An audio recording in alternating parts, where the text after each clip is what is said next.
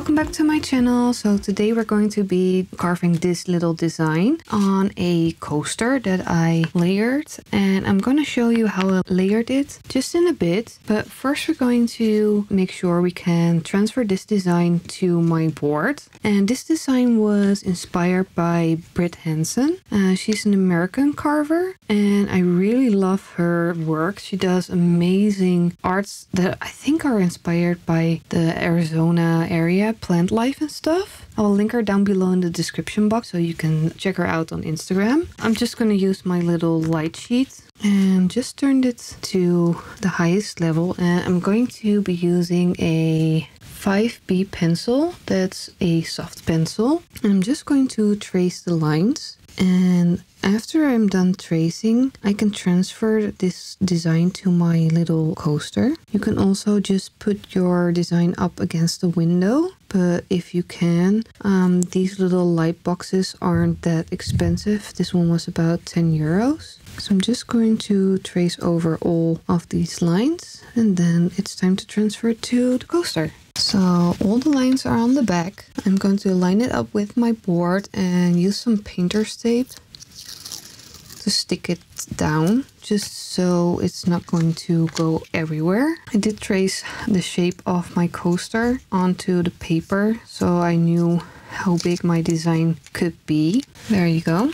So now I'm just going to use a ballpoint pen, doesn't matter which color, and I'm just going to trace over the lines. And that way the graphite that's on the back of the paper is going to transfer to the paint. And by using a ballpoint pen, it rolls over the paper instead of scratching. That way the design isn't damaged, so you could reuse it if you like. So I've traced all the lines I need, and we're just going to take the design off and see if our transfer was okay. I'll leave one tape on, so if it failed you can always just flip it back. So it's kind of hard to see, but because of the reflection of the studio lights. But as you can see, this graphite has transferred to the paint, so it's going to be ready for carving. I'm going to just run a pencil over it just to darken that up just a little bit.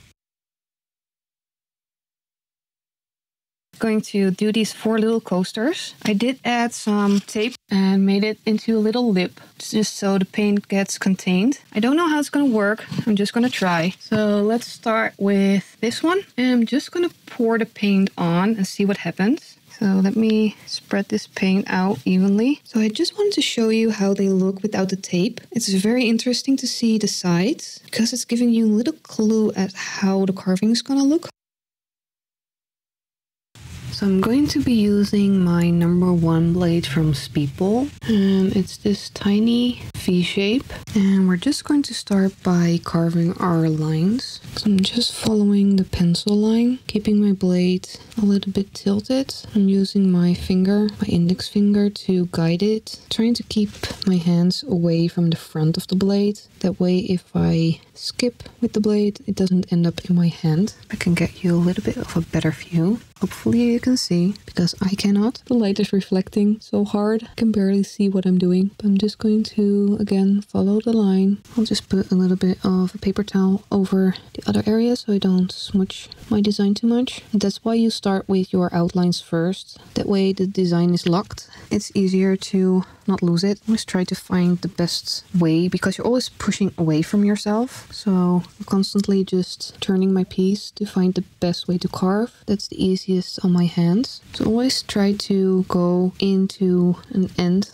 from both sides and meet them up. I found that's the best way to get a nice curve. You don't need to go fast, you can go slow. You'll get there in the end. I'm just going to continue following all the lines while debating how I want to carve my antlers. So this design was inspired by Brit Hansen. She did a couple of cool skull designs. I think they were cows or longhorns, and I really liked them. So I decided to do a deer.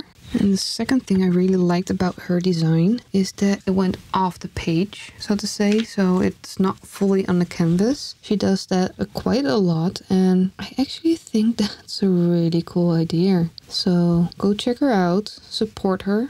She also sells starter kits with a board that's already layered to go. So that's an awesome way to start carving. But I'll just continuing doing all the lines and I'll see you in a bit.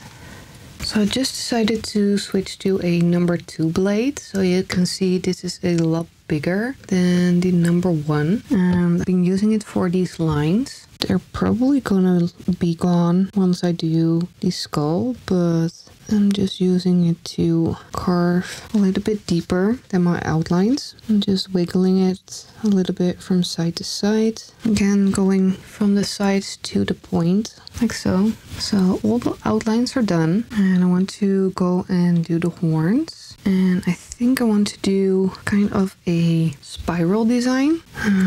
Let me think about this. I just got a white pencil. Could do it like this, but then I wouldn't get a nice curve here. So if I go this way, so could continue it up all the way. So I think I like that.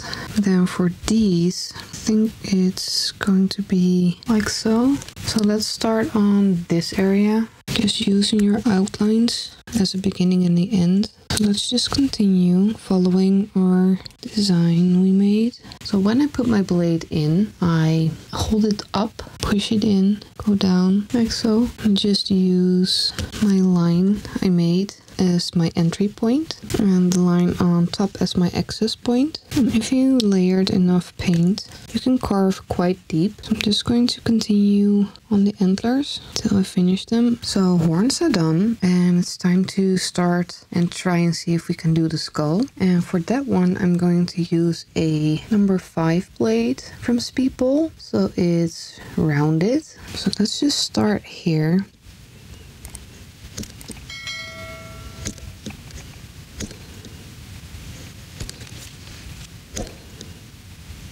So as you can see, that gives a totally different look than the V-shaped blade. I'm using the same pattern as Brit did because I really like it. So I always say better a good copy than a bad design. So looking pretty cool. A rounded blade is a little bit harder to guide next to the edges, but it's not undoable. Just go slow. And if you have to go in from the other side to go into an edge, that's fine. You can move your artwork any way you like, as long as you get the design you want. I'm trying to change up the strokes, so do longer ones, shorter ones, try and stagger them a little bit, like bricks on a house. So again, I'm just going to continue doing the same thing for the whole skull, for at least this area. And then I think these two need to be a little bit deeper, and this area needs to go down as well. So I'll just finish this area up, and then we'll see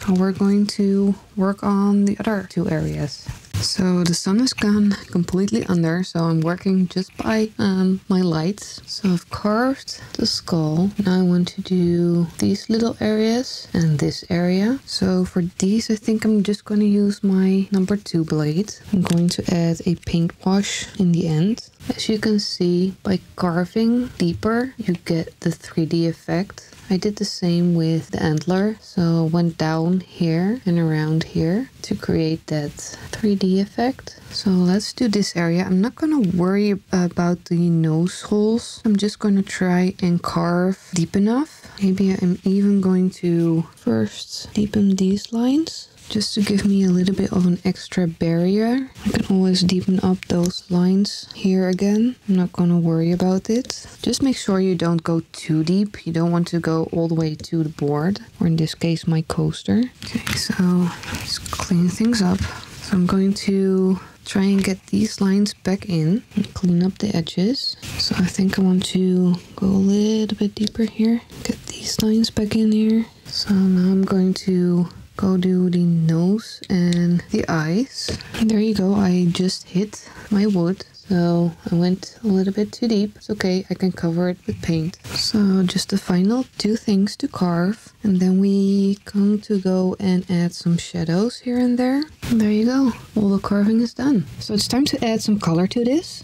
And I think I'm going to start by using some burnt umber. I'm just going to add a tiny bit to the cap of my little container. Just going to wet my brush a little bit because I want it to be dark. I'm just going to start by filling in the eye sockets. So I'm not liking this brush. I'm just gonna change it out for one of these. So acrylics can be adjusted as long as they're still wet. Once they are dry, they're waterproof, so it's really hard to get anything done after they are dried. I think I might go for changing it to black. I wanted to try the brown first, but I don't think it's the right color choice. I do want to make the antlers brown, but I want to do it with a really light wash. So I'm just going to add a lot more water to this. In the meantime, the rest can dry. I think that's looking a lot nicer. So I'm just going to continue with the brown on the antlers. I'm just dabbing away any excess because I still want you to see the marbling underneath. The way I got that marbling is because I didn't layer my paint. I actually poured it as I showed you in the beginning of the video, if I didn't forget to add it. And otherwise, editing Randy will hear what I'm saying and will add it in at this point, but I think I didn't forget. But again, as you can see, you don't need a whole lot of paint to get a nice effect. I'm just going to darken up the areas that are in shadow, or should be in the shadow. So that's around here, this area right here. I think this should be brown as well. You can leave it just the color of the paint underneath if you like. I find giving it a little bit of color does make a lot of difference sometimes. So let's just take some oxide black, and this is very pigmented, so that's already way too much. So the way you can see is this is an opaque color. This is a semi-transparent because it's not a completely empty square. This is like a full transparent. So it will show you on the little tube what kind of coverage it's going to have and how much pigment it has. So the 3 crosses is highly pigmented. So let's just try the black. See if that gives me the look I want to have it. I think that's a lot better. So let's go for the black. It's going to have a little bit of the brown in it, but that's okay. It's art. It doesn't need to be perfect. I'm just going to dab it a little bit. I want to still be able to see my lines in there. Again, you can see I have barely any paint on here and I'm using even less and I'm watering it down a lot. So let's do the nose. I want to add a little shadow here and put a little bit of paint in those lines. Just giving it a little bit more contrast. The brush I'm using is actually a nail art brush. I really like them because they are easy to hold for me. You can get really nice details with them. To give some shadow here. And I think it's done. So I didn't do a lot of painting, but I really think it gives it a lot more character. So I want to thank you for watching and I hope to see you in the next one. Bye everyone!